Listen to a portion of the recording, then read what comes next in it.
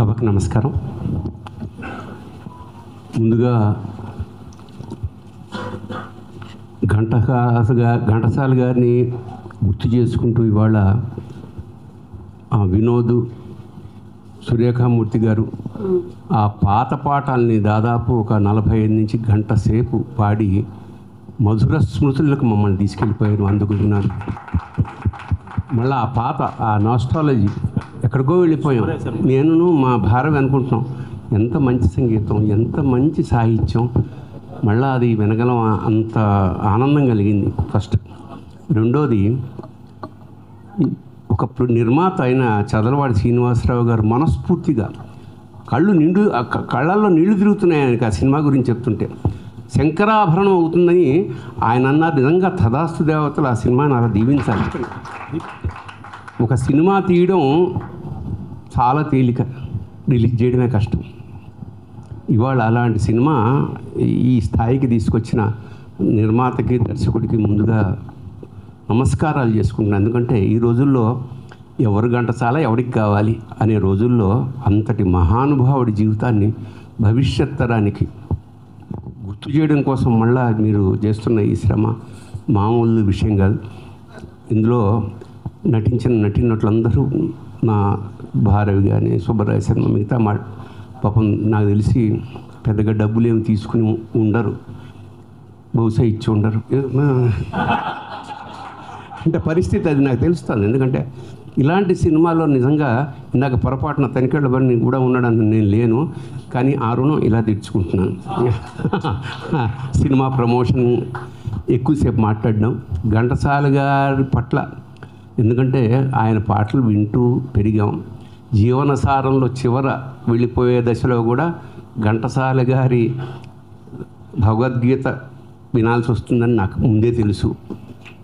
దురదృష్టవశాత్తు ఒకటే ఇక్కడ చిన్న మైనస్ ఒకటి చెప్తాను. ఆయన ఎంత ఆర్ద్రంగా బెడ్ మీద ఉంటూ భగవద్గీత పాడారు. అది యాక్చువల్గా హతోవా ప్రాప్స్యసే స్వర్గం జిత్వావా భోజ్యసే మహీం తస్మాత్ ఉత్తిష్ట కౌంతేయ యుద్ధాయ కృత నిశ్చయ. అది భగవద్గీత సారం. అంటే ఒరే, నువ్వు గెలిస్తే ఈ భూమండలాన్ని పరిపాలిస్తావు, లేదా స్వర్గాన్ని వెళ్తావు, కాబట్టి యుద్ధానికి సిద్ధంగా అనే మోటివేషనల్ భగవద్గీత అనేది భవిష్యత్తును మోటివేట్ చేసేది, అంతేగాని పోయినప్పుడు పెట్టేది కాదు. భగవద్గీత బతకడానికి పెట్టేది, బతికించడానికి పెట్టేది, భవిష్యత్ తరాలకి మార్గదర్శకంగా ఉండే భగవద్గీత. దురదృష్టవశాత్తు ఎవరో వాళ్ళు పెట్టారో, అది ఆచారం అయిపోయింది. వాళ్ళ దురదృష్టవశాత్తు ఎక్కడన్నా భగవద్గీత తింటే అయ్యి పాపం నిన్న బాగానే ఉన్నాడు అనే స్థితికి తీసుకొచ్చేసాం మనం. ఆ దరిద్రం వచ్చేసింది మనకి. అయినా సరే ఘంటసాల గారి మీ ఇష్టంతో నేను రాసుకున్న ఒక కవిత చదివి నేను ముగిస్తాను. ఘంటసాల గారికి ఒక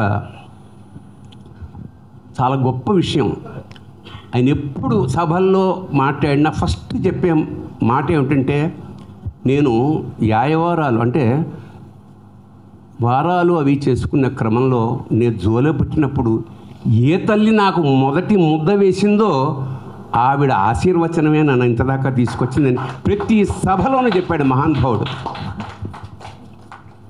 విజయనగరంలో వారాలు చేసుకుంటూ స్వరాలు నేర్చుకున్నవాడు, అర్ధాకలితో జీవన సంగతులు తెలుసుకున్నవాడు, సంగీతాన్ని అవపోసన బట్టి తొలి ముద్ద పెట్టిన అమ్మ కాళ్ళకి దండం పెట్టినవాడు ఘంటసాల. ఘంటసాలే లేకపోతే కరుణశ్రీ పుష్ప విలాపానికి కన్నీరు తుడిచేవారెవరు? తెలుగు సినిమా పాటల్లో పన్నీరు చల్లేదెవరు? రసికరాజ తగువారము కామా అంటూ జయభేరి మోగించి శివశంకరి అంటూ దర్బారీ కానంలో దరువులేయించిన జగదేక గాన వీరుడు ఘంటసాల. ఎన్ని మెట్లెక్కినా కానరాని ఏడుకొండలవాణ్ణి తిరుమల శిఖరాలు దింపించిన గానం ఘంటసాలది.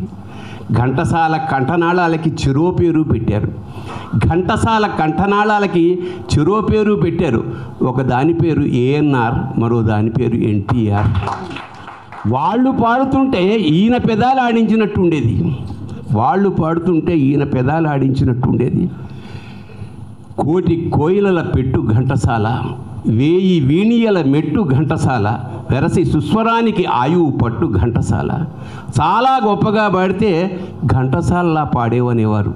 అది ఆయన స్వరస్థానం. ఘంటసాల వెంకటేశ్వరరావు గారు పోయిన రోజున కన్నీరెట్టని తెలుగువారు లేరు.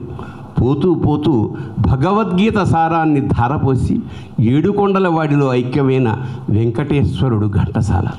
ధన్యవాదాలు.